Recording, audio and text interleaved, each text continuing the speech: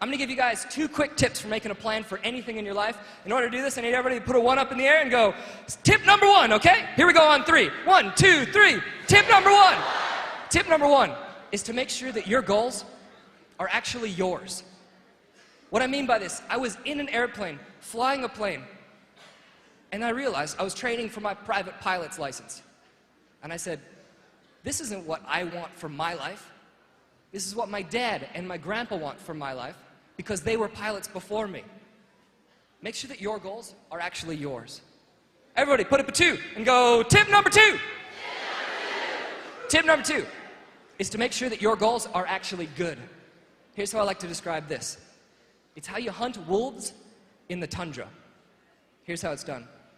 You take a knife, a double-bladed knife, and dip it in seal blood, the blood of a seal. Take that knife out, freeze that layer of blood around the knife. Dip it in the blood again, pull it out, freeze a second layer around the knife. You keep doing this over and over again until basically you have a popsicle, except the stick is a double-bladed knife. So you take the handle, put it in the snow, and back off. Well, to wolves, seal blood, this is like their steak and potatoes. It's their pizza. They love it. So the wolf comes by, gives it a lick. The warmth from the wolf's mouth melts that first layer of blood. So he gives it another lick. Sooner or later, the wolf gets to that double-bladed knife. Only funny thing happens, he gets more excited by the taste of his own blood and eventually licks until he bleeds to death. Some of you guys are like, oh, that's horrible. And some of you guys are like, oh, that's awesome. Either way, don't miss the message. Because there's people that you know, probably people in this room, maybe even you yourself, doing the exact same thing. I'm not saying you're going home and opening up your drawers and licking all your knives, no. Think about what the wolf is doing. The wolf is focusing so much on the pleasure that he's getting out of that situation that he completely ignores the pain and the destruction that he's causing to himself. You don't have to raise your hands, but how many of you know somebody that's so caught up in drugs or alcohol abuse or anorexia or violence or gangs, whatever the case may be, they're destroying themselves because they're focusing so much on that pleasure and ignoring the destruction. Don't be like the wolf. Now think about this. If you know where you're going, you've picked your summits, you've geared up, you have a plan to get there, what's left? Do it. Go take action. That's where the real juice of life is. There was something that happened to me when I was in Colorado and I was struck by lightning. I'd like to tell you guys that story right now. So I'm going to take this whole audience, and no longer are we going to be in the Classic Center here. If we can get some house lights too, that'd be awesome. We're going to be on top of a mountain called Mount Columbia in Colorado. And you guys on the top 2 floors, I'll be back with you in a second. But I'm with a student of mine. His name is Jason, and we're on top of this mountain. He has a case of what's called altitude sickness. And in case you don't know, altitude sickness is when your brain doesn't get enough oxygen, so it starts to swell up. Well, the problem when your brain swells up is that you have a skull in the way, and it causes all sorts of funky things to happen. We're trying to get down, lightning strikes. I start counting the seconds to see how far away the lightning is.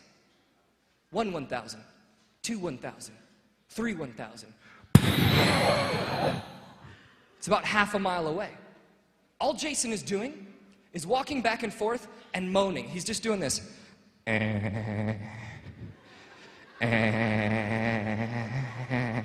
I'm like, Jason, you gotta move. He's like, I am. That's all. Lightning strikes again. 1 1,000, 2 1,000.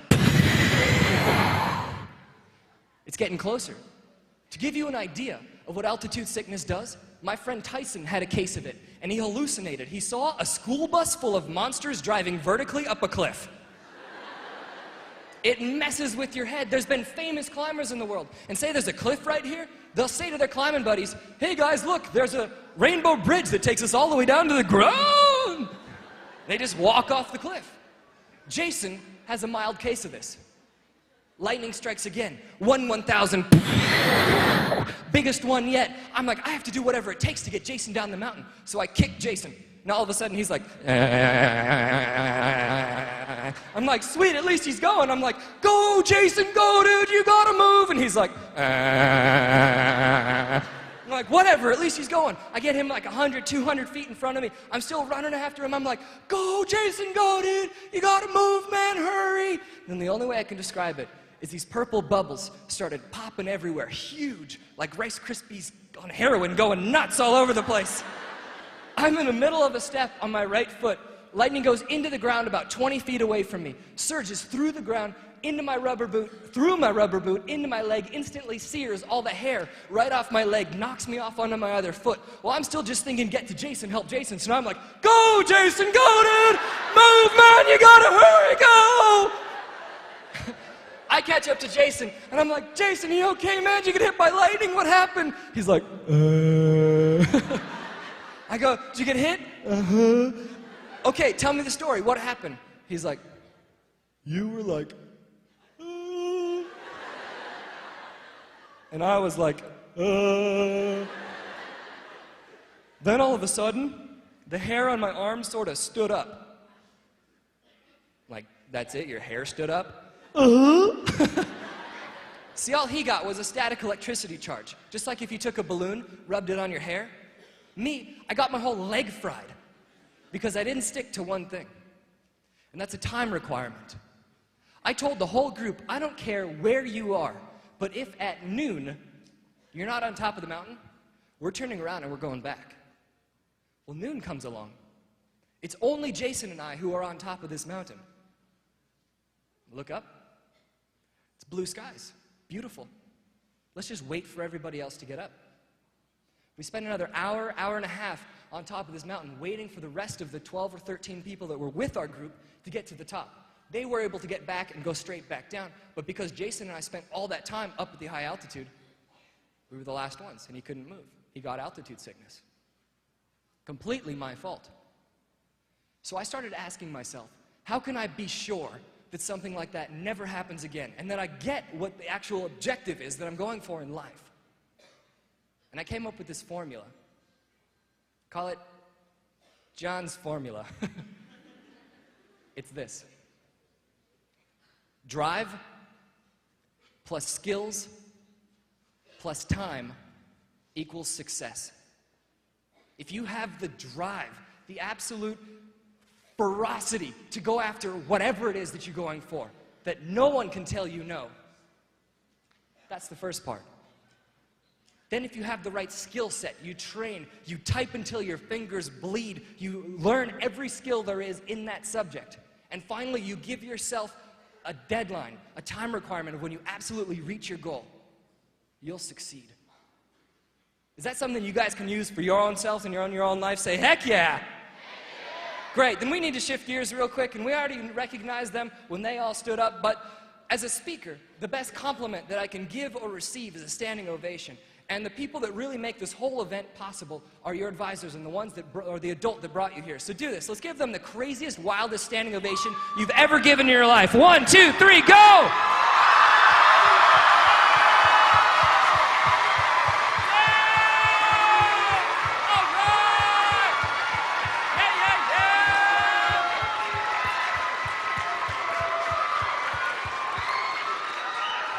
Nice.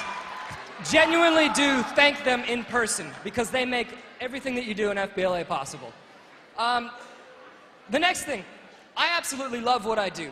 And I wrote a book and it's called Climb On, Success Strategies for Teens. And it's a story of a girl that learns how to rock climb in Las Vegas. Would anybody like a free copy of this book? Whoever can show me they're most excited to get this free copy will get this free copy.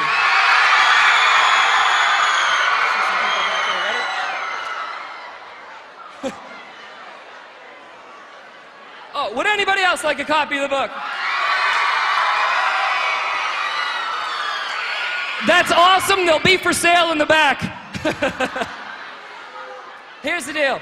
They retail for $15. If you guys like, I'll give you a copy of the book for $10. Is that a deal or is that a deal? I didn't quite get that's enough, that's a deal, so here's what I'll do. If you team up with 2 other people, so there's 3 of you,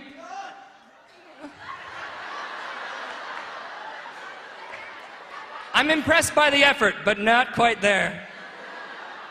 If you team up with 2 other people, or if you're an advisor and you'd like to get some copies for your students, I'll give you guys 3 of them for $20. Is that a deal or is that a deal? Cool. I'd be happy to sign them, and I'll take any pictures with anybody you like. I'll stay here till midnight taking pictures if you like. Now listen, I didn't finish that story from the very beginning. When I'm hanging there, convinced I'm about to die, my fingertips are all still covered in blood. There's a move in the climbing world called a dyno.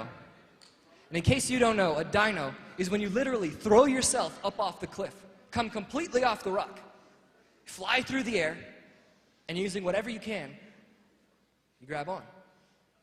It's extremely dangerous, but it's a good way to get an extra 2 or 3 feet. And I knew that was what I needed to do. So I started countdown. 3, life or death decision for 2 people. 2, hope this works out. 1, with every bit of force and effort I could possibly muster up, I launch myself up off that cliff. I'm flying through the air. Take my hand, stick it on the rock like the jaws of a Burmese tiger. Take a clip off my harness, send it through the bolt, take my rope right through the clip. And I was safe. I made it. I lived out my adventure for that day. But like I said, what I truly care about is that you find your own adventure for your own life. So pick your summits, gear up, and climb on. Thanks a lot, everybody. I truly appreciate you and your time. Thank you very much.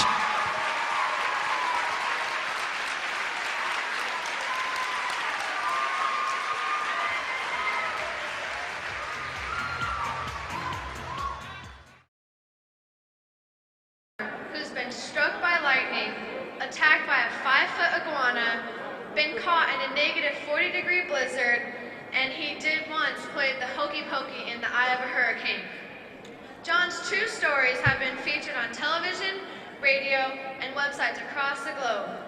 You're about to meet a man that believes that life is meant to be an adventure. You could say an anything but ordinary adventure.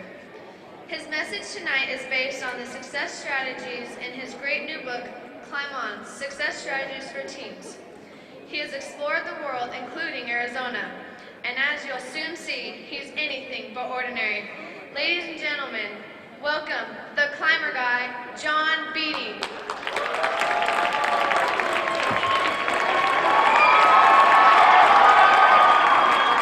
Hello, my name is John Beatty. I'm 26 years old and I'm a rock climber from Las Vegas. I want to start today by asking you guys 3 questions. Question number 1, how many of you guys would like to leave here today with more money in your wallet, pocket, or purse when you came in? Put up your right hand and say, climb on! Question number 2, how many of you guys would like to leave here today better looking, more attractive, and more sexy than when you came in? Put up your left hand and say, climb on! Question number 3, how many of you guys would like to have a good time between now and when we're done? In just a short amount of time, everybody put up both hands and say, climb on! And everybody say, good news! The good news is that you're in the right place at the right time, because today I'm going to show you how you can have a whole lot of fun, great success, and great relationships in your entire life. Everybody do this. Tap the person's shoulder on the right side next to you and say, you lucky to be sitting next to me. Tap the person's shoulder on the other side and say, no, you lucky to be sitting next to me. Everybody please clap once. Clap twice. The truth of the matter is that I am lucky to be standing in front of all of you. Not only because I know that you guys are cool people, but because there was a time in my life when I'm convinced I'm about to die. My fingertips are all chapped and cracked, covered in blood. My arms are twitching from lactic acid buildup. This bead of sweat forms on my forehead, dribbles down to my nose, hangs there for just a second, then it falls and falls and falls 250 feet to the ground below me. I'm rock climbing in central Washington State, and the only thing stopping me, my whole body, from slamming into the granite rocks below me, is 250 feet of air. And if you were there, you'd see that I have a harness, and it's tied to my climbing partner, Greg. He's about from me to, what is your name right here? Yeah. Rally? Valerie. It's about from me to Valerie. So I'm tied to Greg or Valerie, and Valerie or Greg is tied to me, but Greg's not tied to anything else. So if I fall, who falls as well? Greg or Valerie or whatever you want to call her, right? And about 2 minutes earlier, we're both sitting on a ledge. It's about the size of one of the chairs that you're in right now. And we're mashed up against each other like this. And I say to him, I'm like, Greg, just let me climb out to that first bolt. If I can get to that, we'll be fine. He says, no, you got to put in some gear, some protection here in case something goes wrong. You'll be okay. I say, don't worry about it. We've been climbing all day. It's not a problem. And I started to traverse out without his permission. And at first, the climb was easy. But then it got steeper and steeper and sharper and sharper. And it gets to a spot where the rubber on my shoes is being cut off and falling to the ground below me. That's why my fingertips are all covered in blood. And I get to a spot that's bare. It's bald as Mr. Clean's head. There is nowhere to go. And I look over to Greg and I go, Greg, I'm gonna fall. He goes, don't. I go, I can't help it, I'm gonna go. And he says 2 words that would change my life. In fact, they ended up becoming the title of the very first book that I ever wrote. He looks me square in the eye and he says, John, climb on. And those 2 words, climb on, they may never save your life, but they can make it a whole lot better. Because today I'm going to show you how you can get anything that you want out of your life. If that sounds good to you, you'd like to learn how you can get anything you want, let me hear you say, hoo-ha! Hoo-ha! Come on, put some power on it, hoo-ha! Hoo-ha! That's what I'm talking about. In your grades, your sports, relationships, in FBLA, PBL, I'm going to show you how you can get anything that you want. If that sounds good to you, tap the person in front of you and say, ooh, I want that. Now turn around and say to the person behind you, yeah, me too. In fact, if you take everything I'm going to show you today, you put it to use, and if it does not work for you, I'll give you $100 cash. Now, is that a deal or is that a deal? Everybody say, that's a deal. That is a good deal. And I need 2 volunteers to come up on stage to help me out. I need a guy and a girl. They're going to come up. How about this guy in the black right here? Yeah. I need a girl as well.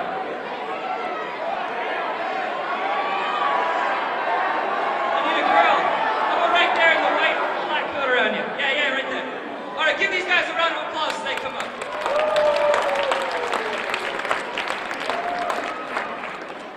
All right, now I need to make sure that you guys in the audience can hear them.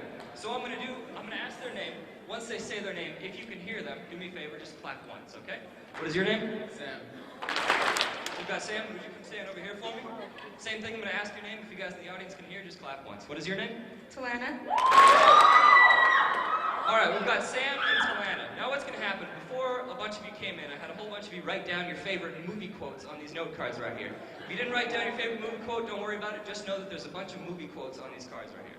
So, what's going to happen is, what's your name? Talana, that's right, it was a weird one. Talana, we're going to pretend. It's a good name. Talana, we're going to pretend, is my daughter, okay? Sam,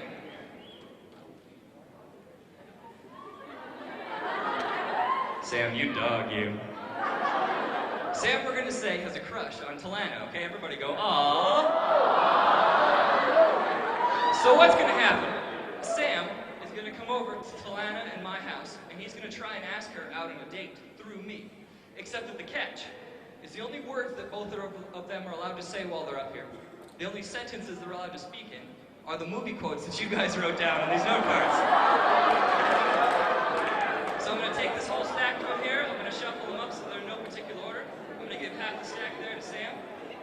I'm going to give half the stack to Talana. And Sam, you don't need to try and make these make sense, okay? Just take a few steps back over here. And Talana, you don't have to, go through, you can just go one by one in order, okay? So Sam, whenever you're ready, come on over, knock on the door, and we'll see how this turns out.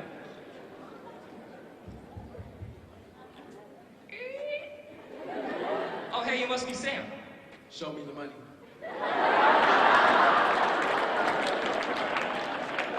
That's an interesting way to start off a conversation with the girl's father, wouldn't you say? Yeah. It ain't over till it's over. All right, Talana, I don't know anything about this guy here, so why don't you tell me, what is your favorite quality about Sam? Tina, you fat lard, come get your dinner.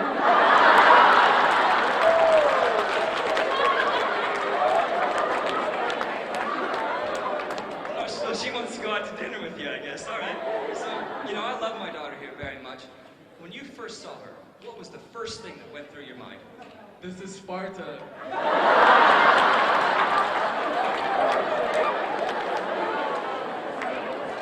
Guy with some strength, I appreciate that. Valor, yeah.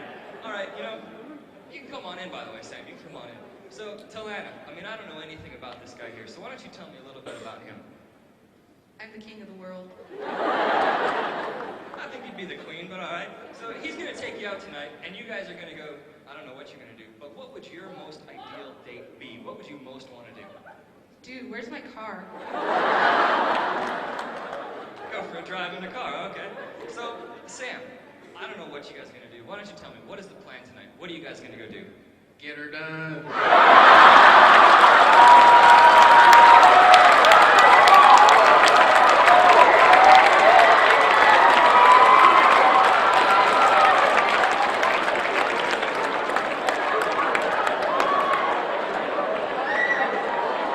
So that brings up another very important point, I guess. You know, Sam, I'm very protective of my daughter here. So would you ever put the moves on a girl on the first date? I see dead people.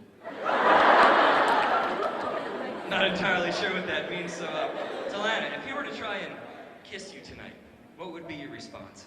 It's Bond. James Bond. All right, I'm going to take both of you guys' pictures. So, Talana, would you come over here and stand next to Sam for me? And whenever I have my picture taken, I always say cheese. Talana, what do you say when you have your picture taken? Cheese.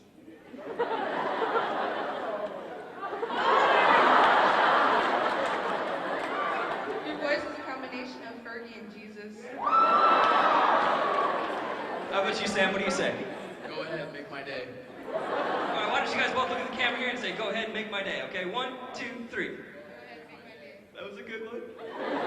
All right, anything else before you go? I'll be back. How about you? Just sleep swimming. Give these guys a round of applause and thank you for coming out.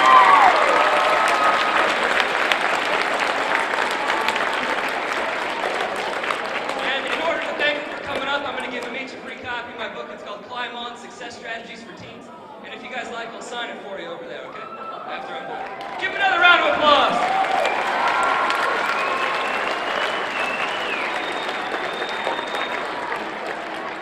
Now that was just a goofy little game to get things started, but you could kind of see that when they were up here, they were a little bit frustrated because they had that movie quote telling them what to do, what to say, how to act every minute that they were up here.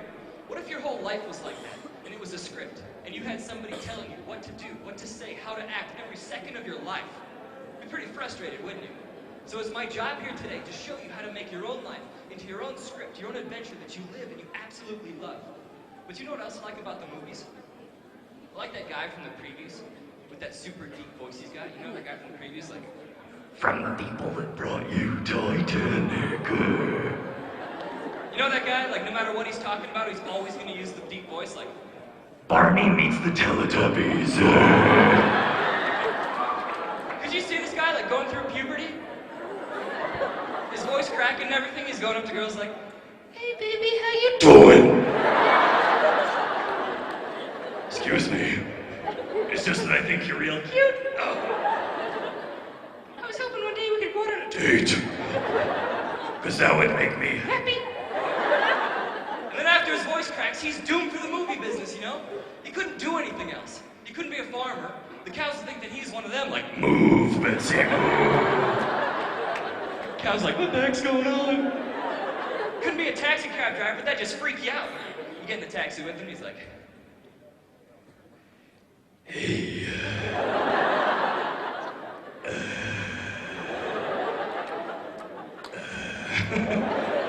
where am I taking you today? That creepy man, I'm getting the next cab. What if he was a teacher at your school? Comes up to you and he's like, nice job, Bobby. Have some candy. You'd be like, I'm gonna transfer, this is awkward. You see, we go to the movies because we see these people on screen that have action, adventure, romance, comedy in their lives. And these are the exact same things that we want for ourselves. It's like it's written into our soul that each moment is supposed to have an amazing new adventure, and each second is supposed to have an incredible new surprise. That's why I go rock climbing, because for me, that's my life adventure. For you, it doesn't make a huge difference to me if you ever go climbing or not. What I really care about is that you find your own adventure for your own life, and you make your life anything but ordinary. So I created what I like to call the Climb On Success Formula, and it's something that's easy that anybody can put to use. Because I believe that life is very difficult. If you agree with that, say yes. And I believe that life can be very complicated. If you agree with that, say yeah. And I believe that life can be very confusing. If you agree with that, say heck yeah. So if life is difficult and confusing and complicated, then what we need is a solution that's easy that anybody can put to use. If that makes sense to you, say climb on. I'm gonna give you guys the climb on success formula, but before I can, anywhere I go, all over the country and give this kind of speech, it always happens, the ladies always want to make some noise. So now is your chance, your opportunity. Go ahead, ladies, make some noise. Where are you at?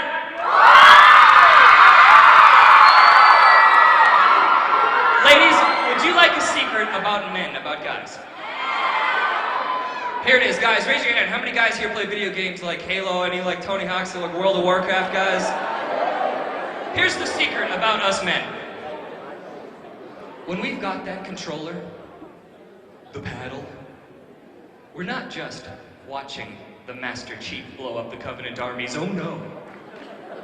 For us, it's so much bigger than the graphics or the sound, because when we've got that controller, we are the Master Chief.